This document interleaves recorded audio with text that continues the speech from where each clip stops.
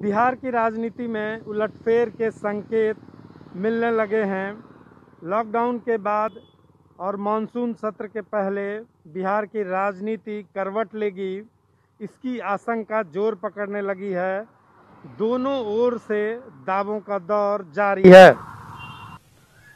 देखिए, आने वाला समय में सरकार जाने वाली है और दिन गिनती हो रहा है, क्योंकि लॉकडाउन लगा हुआ था और हमको लगता है कि लॉकडाउन के बाद राजनीतिक सरगर्मी बढ़ेगी। हमारे नेता आदरणीय लालू प्रसाद यादव पटना आएंगे तो राजनीतिक गतियां काफी बढ़ जाएगी। निश्चित रूप से काफी लोग हैं, अभी तो हम लोग किसी की एंट्री नहीं ले रहे, फिर भी काफी लोग कतार में लगे हुए हैं। अब हमारे नेता तय करेंगे कि किसको लेना है, किसको नहीं लेना है।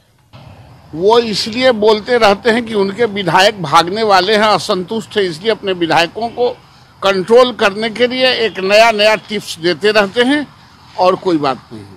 होता क्या है कि जब पार्टी कमजोर होती है या जब उनके विधायकों की संख्या कम होती है तो उस स्थिति में हर की अपनी महत्वाकांक्षा होती है और वो महत्वाकांक्षा अपने अपने तरीके से दिखती है। अब जेडीयू में जो लोग हैं, अब जिनका रहा है एफिलिएशन कभी आरजेडी के साथ, वो आरजेडी में अपना भविष्य तलाश रहे हैं। जिनके एफिलिएशंस बीजेपी के साथ रहे हैं या बीजेपी जिनको अपने लिए दिखते है कि वहां पर हम जाकर के हमारी गुंजाइश बन सकती है, तो वो बीजेपी में संभावना तलाश रहे हैं। प्लस वैसे लोग जो लंबे वक्त तक इस पार्टी में रहे और उस ईमानदारी से सेवा करते रहे, लगा कि हमें भी मौका मिलेगा मंत्रिमंडल में, तो जिसको हम लोग डिसिडेंट कह सकते हैं, तो डिसिडेंट भी कहीं ना कहीं से अब बहुत इंतजार के मूड में नहीं है कि ठीक है सरकार चले और मैं सरकार के साथ खड़ा रहूंगा और मैं ईमानदारी पूर्वक जो पार्टी की जिम्मेवारी मुझे है मैं उसी के तहत रहूंगा। क्या लगता है कि इनको नीतीश कुमार में भविष्य नहीं दिख रहा है? देखिए, होता क्या है कि सरकार अपने अपने तरीके से संतुष्ट करती है चीजों को। एक विधायक जो उत्तर बिहार से आते हैं, उन्होंने तो ये तक कहा कि ठीक है, अगर मुझे मंत्रिमंडल में जगह नहीं दी गई तो कहीं आयोग में ही मुझे शिफ्ट किया जाता, क्या मैं उस योग्य नहीं हूं?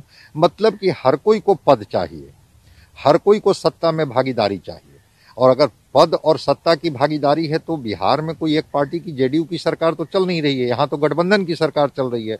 तो गठबंधन में तो अगर आप आयोग में अपने लोगों को खुश करने की कोशिश करेंगे तो बीजेपी भी अपने तरीके से बात करेगी, मुकेश सहनी और मांझी जी भी अपने तरीके से बात करेंगे। नहीं, बिल्कुल लगता है, चूंकि ये काम तो नीतीश कुमार जी ने खुद ही कहा है कि सभाओं में उन्होंने कहा, मंचों से कहा कि ये मेरा आखिरी चुनाव है, तो स्वाभाविक रूप से लगना है, इसलिए तलाशेंगे वो राजनीतिक जमीन, तो वो तलाशेंगे।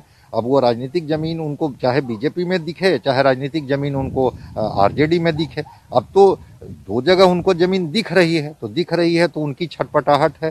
होगा क्या, नीतीश कुमार चूंकि चाणक्य कहे जाते हैं राजनीति के, और कभी भी वो दाव को पलट सकते हैं, कभी भी वो बाजी को पलट देते हैं, या अपने विधायकों को वो समझाने में कामयाब हो सकते हैं कि चलिए हम आपके अनुकूल ही निर्णय लेंगे और आपको हम खुश करने की भी कोशिश करेंगे, ये बात की चीज है।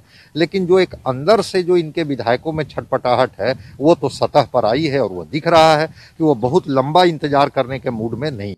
बिहार में एनडीए की सरकार है और छोटे दलों की दखल अच्छी खासी है।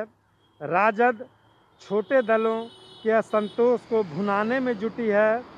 जाहिर तौर पर लालू प्रसाद यादव के जेल से बाहर आने के बाद बिहार की राजनीति में सुनामी के संकेत मिलने लगे हैं। रंजीत, ईटीवी भारत, पटना।